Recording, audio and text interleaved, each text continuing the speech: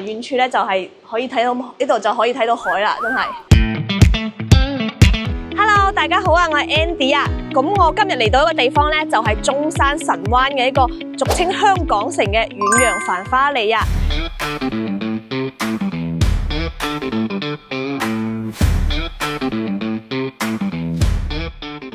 咁呢度最近咧，除咗降價之外啊，仲推出咗個低首期嘅優惠喎。咁咧首期係3到5萬就可以上車噶啦。咁我而家嚟到呢個地方咧，就係屋苑樓下嘅一個直通巴士嘅上車點啊。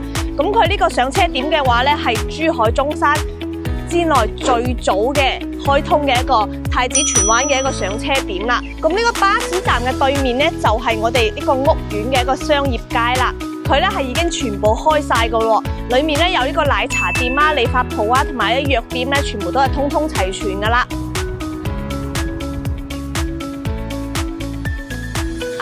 咁事不宜遲啊，我哋而家即刻入去屋苑睇下一個咩環境先啦。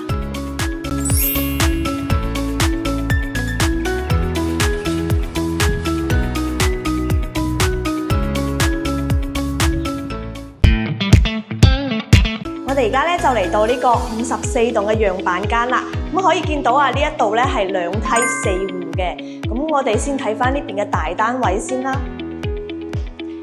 咁可以見到咧，佢呢個咧係做咗個防火門嘅一個設計嚟嘅，咁就意味住咧，其實佢呢條走廊嘅話咧，佢係呢邊係送俾你嘅喎。咁Andy 目測嘅話，大概係有一個4米半嘅一個長度啊。咁其實呢個走廊咧，你可以任意發揮啦。咁其實可以擺翻好多一啲雜物啊，或者單車啊，或者一個電動車啊，都係 OK 噶。因為呢個空間係比較大嘅。咁呢個戶型嘅話咧，佢係119方，係做咗4房2衛嘅一個戶型嚟噶。咁入門口咧，見到呢個係4合1嘅一個防火門啦嚇，都係比較厚實噶，質量都係比較好喎，都係膠標嚟噶。咁正對住嘅話咧，就係一個入戶玄關啦。但係咧，你可以見到啊，呢個入戶玄關係咪有啲細咧？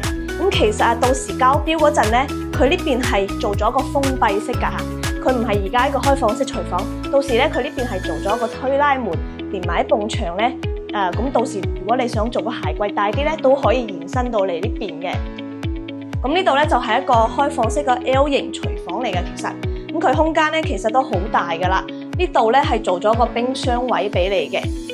咁見到嘅廚房3件套咧，依然都係交付標準嚟嘅喎。咁佢呢邊咧都係有一個比較好嘅點啊！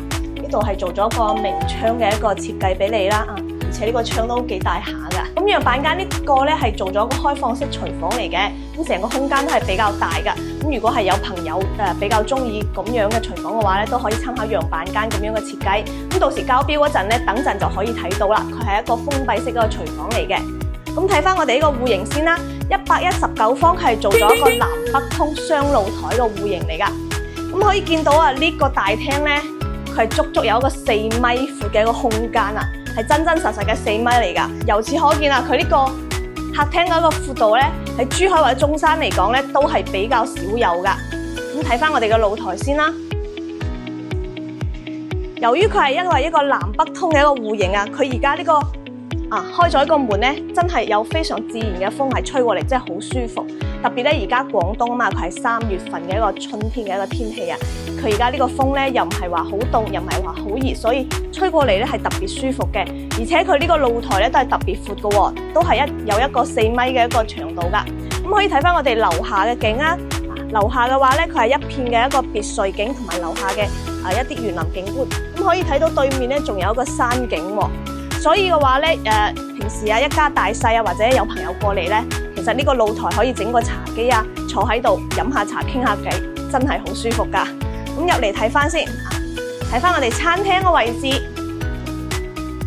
呢個餐廳位置嘅話咧，其實都可以擺張圓台嘅，坐6到8個人都係冇問題㗎。咁呢邊咧可以好似樣板間嘅設計咁啊，整翻一個餐邊櫃或者整個酒櫃都係 OK 㗎。咁呢邊咧就係呢個生活露台啦。生活露台嘅話咧，其實佢呢邊啊，可以睇翻個小區嘅園外景啊。咁遠處咧仲可以睇到有少少嘅海景噶嚇。天氣好嗰陣咧，呢個整體嘅一個景觀咧都係 OK 噶。咁其實呢個生活露台佢係唔屬於話好細嗰種啊，我覺得係比平時正常嘅露台仲要大少少添啊。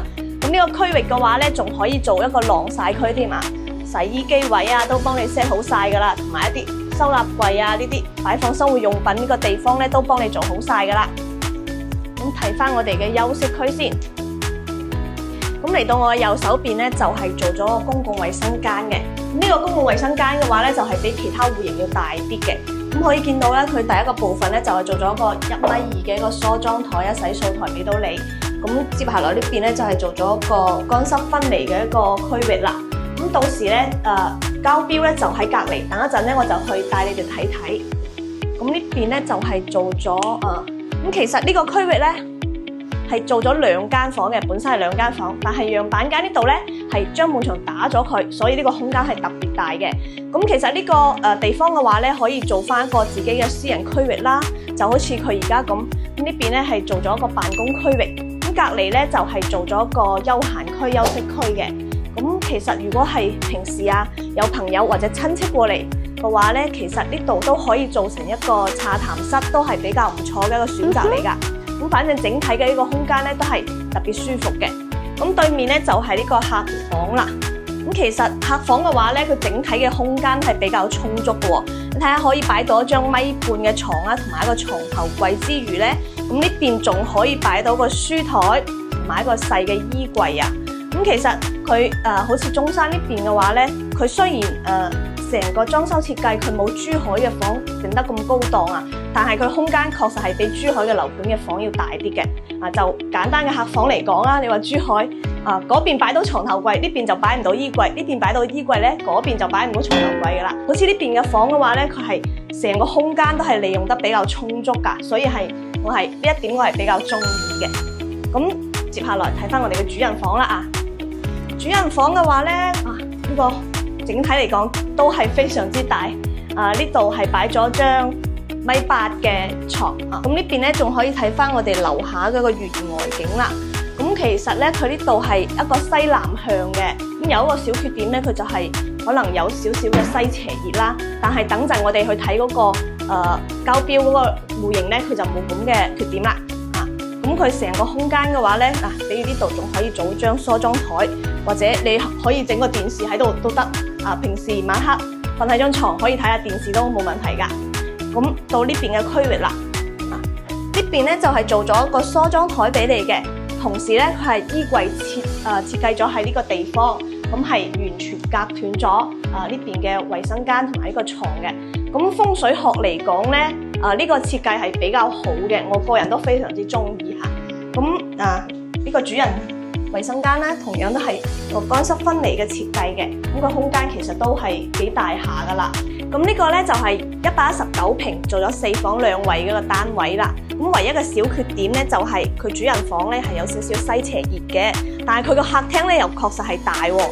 咁咧呢度精裝嘅話咧，而家係 total 98萬左右咧就可以上車啦，首期都係3到5萬就可以搞掂啦。咁隔離咧就係我哋嘅交付標準啦，我哋而家即刻過去睇睇。咁我而家咧就嚟到呢個隔離呢個戶型啦。呢個戶型嘅話咧，佢係107方，係做咗3房2衛嘅。同樣你可以見到呢條走廊咧都係送俾你㗎，同剛才嗰個大積嘅走廊咧，佢其實都係一樣嘅，差唔多，大概都係有一個4.5米嘅一個長度。咁我哋而家入嚟睇翻先。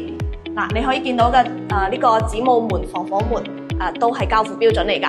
咁其實咧佢呢個戶型嘅話咧，同剛才嗰個119個戶型咧其實係一樣嘅，係形成一個鏡像嚟嘅。咁見到咧正對住呢個入戶玄關咧，佢交標就係咁噶啦。剛才你係咪發現佢剛才大積嗰個咧，佢個鞋櫃係咪做得咁細？其實佢係打咗啲埲牆。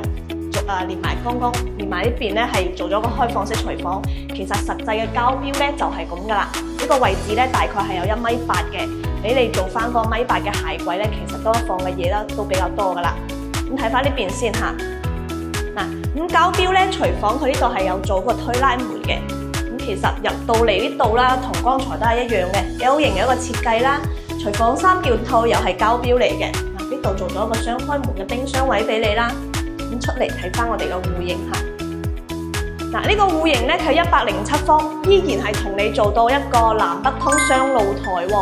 咁咁睇翻我哋嘅客廳先啦。咁客廳嘅話咧，相對於剛才嚟講咧係細翻少少嘅，大概有3.8米嘅開間。咁其實佢3.8米開間都唔細噶啦。呢邊咧可以做翻個3人嘅大沙發都係冇問題噶。咁呢邊咧擺翻個70寸嘅電視咧都係 OK 噶。咁成個空間嚟講咧，活動都係足夠噶啦。咁睇翻我哋嘅露台先啦。呢個風真係好舒服啊！而且咧，你有冇發現我都冇打開嗰邊嘅門啊，都冇對流啊，甚至呢個風都扯得好犀利噶。咁可以見到佢呢個露台同剛才差唔多。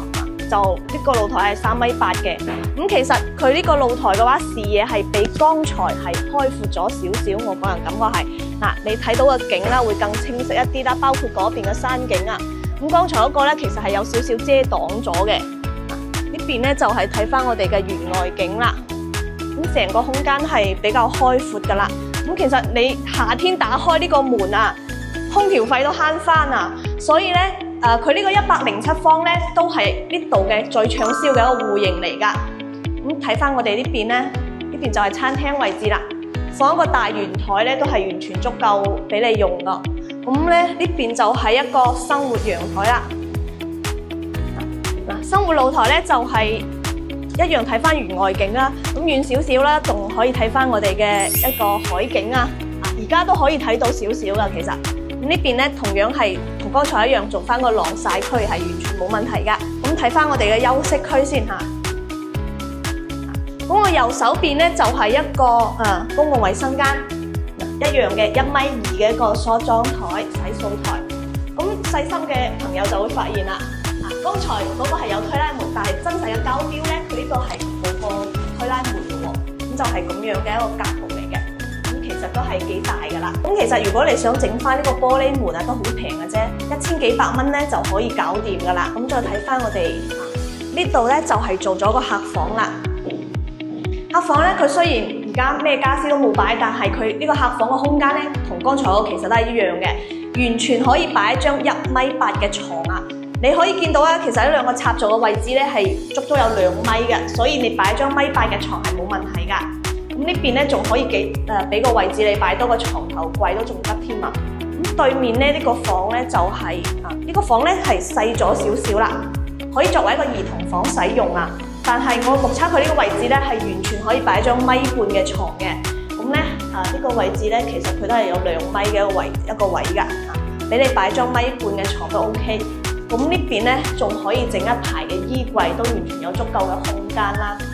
咁最後睇翻我哋嘅主人房，呢個主人房真係大啊，任意發揮啊！你呢個位啊，擺張1.8米、2米嘅床都係 OK 噶。咁咧佢呢個位咧係俾你做翻個床頭櫃啦，已經係預留出嚟噶啦呢個位。咁咧呢邊做翻張1.8米嘅床啦，或者呢度嘅空間咧仲可以好似剛才咁做翻個衣櫃，夾斷呢個洗手間都可以噶。咁呢邊嘅話咧，同樣呢個戶型係西南向嘅，但係呢個西斜熱咧係比剛才嗰個要細少少嘅。你可以見到佢呢度咧係有埲牆擋住咗一啲嘅，咁咧所以話咧係比剛才嗰個戶型個房咧係睇落去係冇咁熱嘅。咁咧再睇翻我哋嘅主人衛生間啦。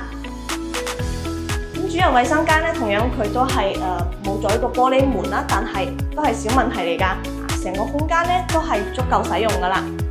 咁呢度嘅話咧，佢就係107方3房2衛嘅一個戶型嚟噶啦。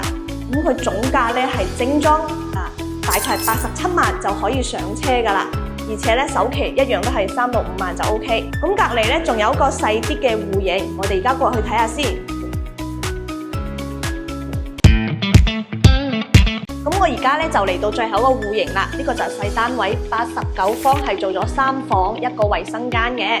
咁同樣入戶咧，我嘅右手邊咧就係做咗一個玄關位俾你啦，大概係有一個1.5米嘅一個空間啦，俾你放鞋櫃啊、收納櫃啊，呢啲都係完全足夠噶。咁我哋呢個戶型嘅話咧，89方佢就冇雙露台咯喎，咁但係佢呢個格局咧係一個樹廳嘅一個設計咧，都係比較好噶。咁我哋睇翻呢度先，呢邊咧就係做咗個廚房，係一個 U 型嘅一個設計嚟嘅。呢呢邊咧就係做咗一個明窗嘅一個設計啦。咁整體嚟講咧，佢可能空間會稍微細少少。咁呢邊咧就係做咗個冰箱位俾你，你都可以擺一個雙開門嘅冰箱，但係可能就係勉強咗少少咯。咁睇翻我哋客廳先，客廳嘅話咧，佢係有一個3.6米嘅一個空間嘅啊。但係咧都係完全足夠一家3口一個喺度活動啊、使用啊都係 OK 噶啦。咁呢個採光咧其實都係 OK 噶。咁成個戶型嘅話咧，佢係一個西南向喎。咁睇翻我哋露台先啊，露台咧望出去咧都係一個園外景啊。睇下今日嘅天氣咧都係特別好噶，可以睇到呢度就可以睇到海啦，真係。咁咧西南向嘅話咧，佢可能就比剛才嗰個戶型咧就冇咁西斜熱嘅，因為咧佢係有啲埲牆係擋住咗噶啦。咁我哋而家過去睇翻我哋嘅休息區嚇。咁呢邊咧就係做咗公共衛生間，同剛才係一樣嘅。冇玻璃門，但係都係小問題。到時可以自己搞翻個都係 OK 噶。咁呢邊就係做咗個客房啦。客房相對剛才嗰個面積嚟講咧係細咗少少，但係咧係完全可以擺張1.5米嘅床，同埋一個放個床頭櫃都係 OK 噶。咁同樣呢個位置咧就可以望到我哋嘅露台。同埋出面嘅一個景色啊，同樣呢個光線咧都係比較充足噶。睇翻對面就係我哋一個細房，呢個細房咧就可以做翻個兒童房啦。但係咧佢呢個空間嘅話咧，個人覺得係只可以擺張1.2米嘅床嘅啫啊。但係呢個位置咧，想擺多個細少少嘅衣櫃都 OK 其實。咁咧最後一個就係一個主人房，但主人房呢個空間咧確實係大啦。放一張1.8米嘅床係完全足夠嘅，咁衣櫃咧就係放喺嗰一邊，就放喺呢邊係完全 OK 噶。咁整體嚟講咧，佢呢度所有嘅房間咧都係四正正啦，唯一一個就係少咗一個衛生間。咁佢呢度咧精裝嘅話咧係 total 71萬左右就可以上車噶啦。咁呢邊咧仲有一個細啲嘅戶型，就係79方係2房嘅。但係樓盤咧就冇做呢個樣板間啦。咁如果想要詳細資料嘅話咧，就可以掃上方嘅2維碼聯繫 Andy， 或者想睇樓嘅話咧，就可以打上面嘅電話 call Andy 就 OK 啦。咁今日呢3個樣板間咧就睇晒㗎啦，大家比較中意邊個戶型呢？咁今期視頻咧就講到呢度先啦，我哋下期再見啦，拜拜。